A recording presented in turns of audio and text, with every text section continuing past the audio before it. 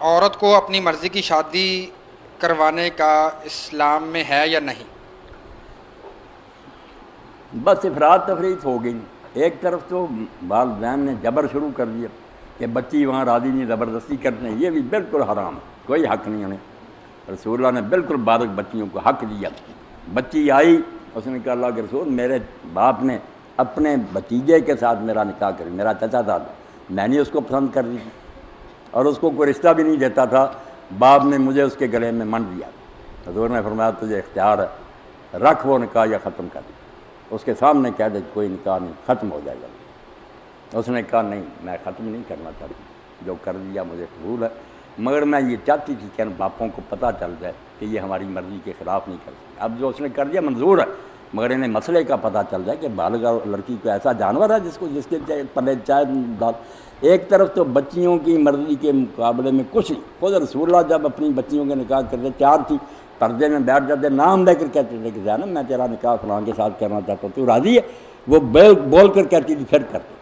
اما ایسا بھی نکاح کرتی ہیں، یہ ہے نا مرضی صرف پڑھتے ہیں، کہتے ہیں مولوی کو پڑھو، مولوی نے کوئی نکاح نہیں پڑھنا ہوتا، نہ کوئی قصہ کا نہیں، سب اپنی طرف سے گڑی باتیں عورت ہی کر سکتی۔ آپ بیٹھی ہیں،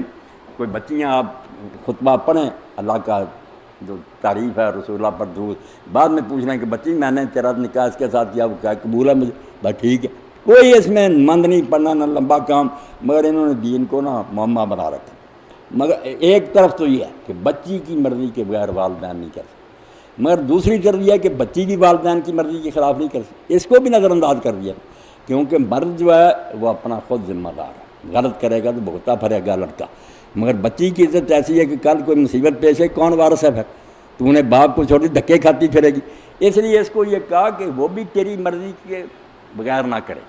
تو بھی اس کو راضی کر، وہاں کر جہاں وہ کرنا چاہتا ہے، کل تیرا وہ سرپرست ہوگا، کوئی مصیبت بنے گی تو وہ سہارا بنے گا، کہاں بیٹا میں تیرے پیچھے کر رہا ہوں، ورنہ پھر ایسی بٹیاں یہ لو میرج آپ دیکھتے ہیں اخبارات میں، چند دن بعد ہی نہ پھر دھکے کھاتے ہیں، کوئی نہیں پوچھتا انہیں، پھر حیران پریشان پھرتی ہیں، دارالمان میں پناہ لیتی۔ تو دین نے یہ دونوں پہلو برابر بیلنس رکھا ہے کہ بچیوں کی مرضی کے خلاف بھی نہ کرو اور بچیاں اپنے والدین کو بھی راضی کریں، اور والدین بھی خواہ روڑے نہ اٹکائے، اگر مناسب رشتہ بچی نے ڈھونڈا تو کر دیں، وہاں کرنا تو ہے ہی کسی جگہ۔